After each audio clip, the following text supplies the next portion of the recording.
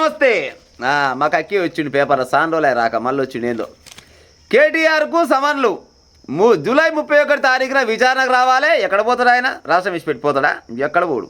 ఇంకా ఫార్ములా ఈ కార్ రేసులో ఏసీబీ కోర్టు ఆదేశం. ఛార్జ్ షీట్ను పరిగణనలోకి తీసుకున్న న్యాయస్థానం. ఇక మళ్ళీ కొత్త కథ కాదు ఇది. ఆల్రెడీ బండి సంజయ్ కొడుకు పంచాయతీ జోరుగా అవుతుంది రాష్ట్రంలో కాదు దేశం మొత్తంలో అవుతుంది. ఇక దాన్ని పక్కకు పెట్టాలని ఇక మళ్ళీ ఈ పంచాయతీ నొక్కొచ్చారు. నిజంగా రేవంత్ రెడ్డికి అయితే శరం పేగు లేనట్టుంది. ఉంటే గిట్ట మాట్లాడాడు. 6 నెలలకు నాడు గడుకోసారి కోడి గెలిచినాడు గెలుస్తాడు సపడే కూకుంటాడు. గంతి అంతకు మించింది. ఇప్పుడు కేటీఆర్ క్లియర్గా చెప్పిండు నా బొచ్చు కూడా వీగలేరని చెప్పిండు. అన్నడా అని లేదా? మరి బొచ్చు వీకిరా ఏమన్నా? ఏం చేసినట్టు చెప్పు. ఏది లేదు. ఇప్పుడు మళ్ళీ కార్ల పంచాయి మళ్ళీ తీసుకొచ్చింది. కార్ల పంచాయి ఇప్పుడు ఈయన గెలిచకంటే ముందు నుంచి అంటుండు, బిడ్డ కేటీఆర్ కేసీఆర్ మీరు తిన్న ప్రతి ఒక్క రూపాయి కక్కిస్తా, మిమ్మల్ని సెంచర్గూడ జైలు పెడతా, చెర్లపల్లి జైలు పెడతా, డబుల్ బెడ్రూమ్ ఇల్లు కట్టిస్తా, షిప్ప చేతికి ఇస్తా. అమ్మ పక్కిరోడు చెప్పినట్టు చెప్పిండు ముచ్చట్లన్నీ. చెప్పలే రేవంత్ రెడ్డి ఏదన్నా చేసిండే ఇలా ఏం చేసిండు? ఇక భూముల పంచాయతీ అయితే మామూలు ముచ్చట కాదు. భూముల విషయంలో కేటీఆర్ 1000 ఎకరాలు 100 ఎకరాలు మొత్తం పేదల భూములు మొత్తం గుంజుకుంటూ అంతా బయట పెడతా అంటే కనీసం గుంట భూమి బయట పెట్టిండా ఈ ముఖానికి? రేవంత్ రెడ్డి ఒక గుంట భూమి తీసుకొచ్చి గవర్నమెంట్ కలిపిండా? కలపలే. ఇప్పుడు ఎట్లా కలుపుతారు చెప్పురు? ఇప్పుడు బీఆర్ఎస్ అయినా కాంగ్రెస్ అయినా బీజేపీ అయినా ఈ 3 పార్టీలు ఒకటేనా? ఈ ముగ్గురు కలుపుకొనే తెలంగాణ రాష్ట్రాన్ని వెళ్తలేరు. బీఆర్ఎస్ అయిన వాళ్ళన్నా ఒక్కరు కాకుండా ఒకళ్ళన్నా ఇప్పటిదాకా రేవంత్ రెడ్డి ఎక్కి 2.5 సంవత్సరాల ఒక్క బీఆర్ఎస్ నాయకుడైనా పోయి జైల్లో కూర్చున్నాడులా ఒక్కరికంటే ఒక్కరైనా కూర్చురా? మరి మామూలులోనే లోపల కొనవే ఏవైతివి? ఈ కేసీఆర్ని కేటీఆర్ని ఎటుగా వీక్తావా? మరి నువ్వు ఆయన అన్నట్టే చెప్పు.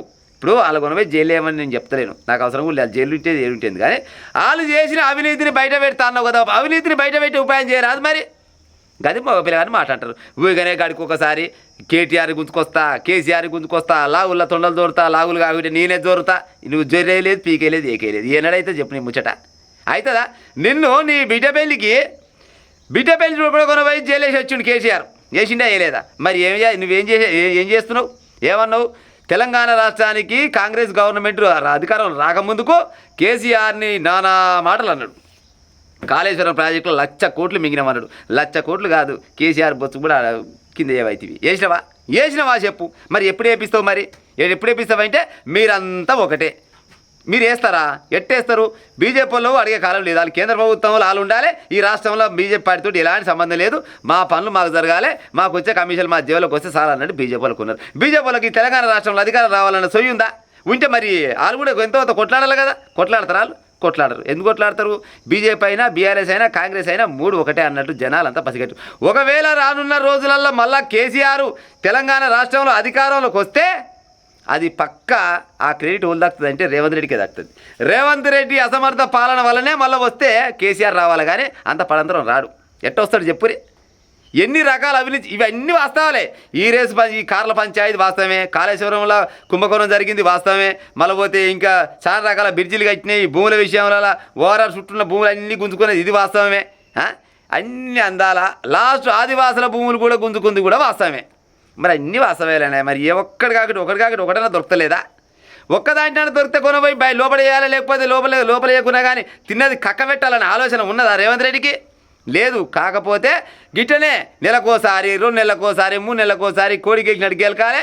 మళ్ళీ ఈ ముచ్చట ఉంది కదా, ఈ 31 తారీఖు అంట. 31 తారీఖు విచారణకు రావాలి. ఎక్కడ పోతాడు? ఎక్కడ పోడు. మళ్ళీ కొనబోతారు.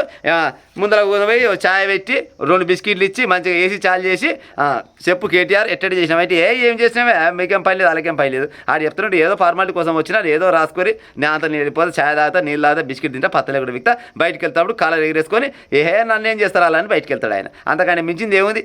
ఈ పంచాయతీ ఇయ్యాలి అవుతుంది నాది. ఇది మన పొద్దుగా సీరియల్ రావు ఆడవాళ్ళు చూస్తారు. అదేంటి తూర్పు వెళ్ళే రైలు మొగలి రేకులు అదే ఈ రేకులు అని గట్టి ఉంటుంది. వరుసలు సేవదు.